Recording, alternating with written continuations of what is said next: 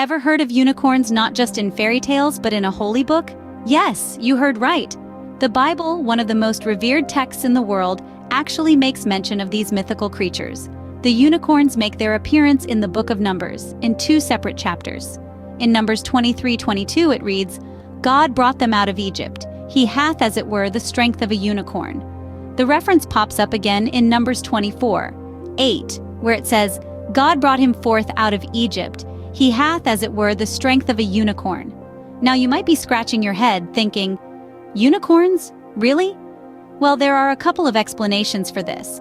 The most commonly accepted theory is that the original Hebrew word rayim, which was used in these verses, was mistranslated into unicorn in the King James Version of the Bible.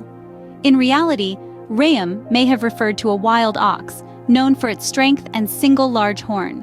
Another perspective suggests that the unicorn is a symbolic figure, representing strength and power, rather than an actual creature. Regardless of the interpretation, it's a fascinating insight into the rich and sometimes perplexing world of biblical text. So the next time someone mentions unicorns, remember they might just be quoting the Bible. How would you react if your pet started talking to you? Now that's a question that could get your imagination running wild. But for Balaam, a character from the book of Numbers, this wasn't just a hypothetical scenario, it was a reality. In the story, Balaam is on a journey, riding his donkey. Suddenly, the donkey sees an angel of the Lord standing in the road, wielding a sword, a sight unseen by Balaam. The donkey, in an effort to save its master, goes off the path. This angers Balaam, who then thrashes the poor creature. In a striking turn of events, the donkey turns to Balaam and speaks, not in riddles or signs, but in clear language, asking why it was being beaten. Balaam, surprisingly unfazed by his talking donkey, responds to the query. The donkey then makes Balaam aware of the angel standing in the road, ready to strike him down. This unusual incident isn't just about a talking donkey, it's a tale of faith, obedience, and divine intervention. The donkey's ability to see the angel and its courage to speak up against injustice teaches us to be aware of divine signs and to stand up for what's right, even in the face of adversity. And that, folks, is the only instance of a talking animal in the Bible. What if I told you Jesus wasn't born on Christmas Day? That's right, folks. While we often celebrate the birth of Jesus Christ on December 25th, the Bible doesn't give a precise date. In fact, the Gospels of Matthew and Luke, which provide the accounts of Jesus' birth, don't mention a specific date at all. The shepherds who were the first to hear the glorious news were out in the fields watching their flocks, an activity not likely to take place in the cold winter months of December in Judea. The selection of December 25th is steeped in history and tradition. Early Christians didn't celebrate birthdays, focusing instead on Easter, the day Jesus resurrected. It wasn't until the 4th century that the church officially decided to observe Jesus' birth, and December 25th was chosen. Why this date, you ask? Some believe it was to replace a pagan festival dedicated to the birth of the sun. Others suggest it has to do with an ancient Jewish belief that great men were conceived and died on the same day. With Easter traditionally falling on March 25th, 9 months later would lead us to December 25th. Regardless of the reasons, the focus remains on celebrating the message and life of Jesus Christ, rather than the specifics of his birth date. So, the exact date of Jesus' birth remains a divine mystery. Ever heard of a shepherd defeating a giant? Let's dive into the book of 1 Samuel chapter 17 and meet our unlikely hero, David.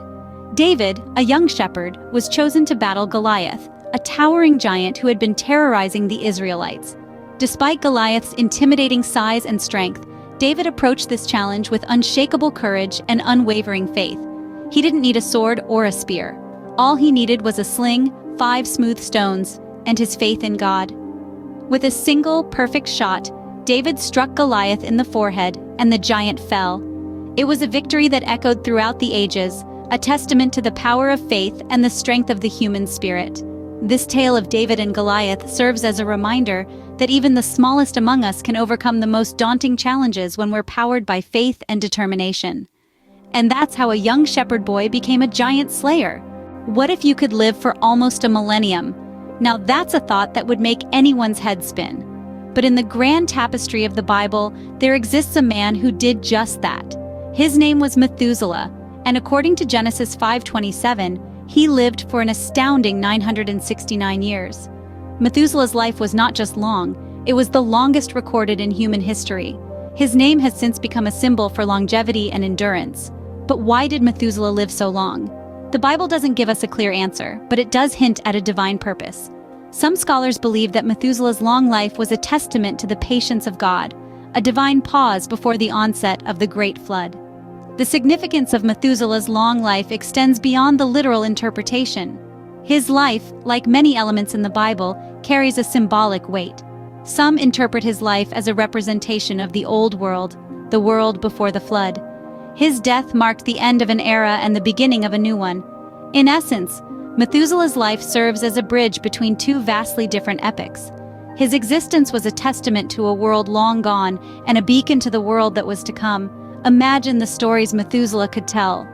And though we may not have his stories, his life remains a profound reminder of the mystery and majesty of the Bible. Ever heard of a city being destroyed by fire and brimstone?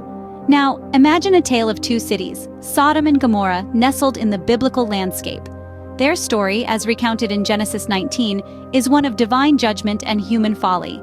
These cities were infamous for their inhabitants' wickedness and sinfulness, so much so that their reputation reached the heavens, leading to a divine investigation which confirmed their depravity. Enter Lot, the nephew of Abraham.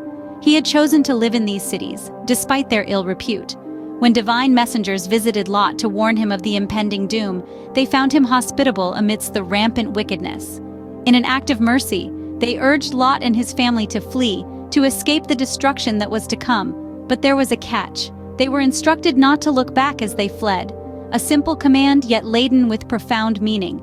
It was a test of obedience, of trust in divine wisdom over human curiosity. As fire and brimstone rained down, obliterating Sodom and Gomorrah, Lot and his family ran. But Lot's wife, unable to resist the temptation, looked back and was turned into a pillar of salt. A chilling testament to the consequences of disobedience. Yet the story of Sodom and Gomorrah is not merely one of destruction and judgment. It is a tale that underscores the importance of obedience, hospitality, and righteousness in the face of prevailing wickedness. So, Sodom and Gomorrah stand as a stark reminder of divine judgment. Can you imagine turning into a pillar of salt for looking back?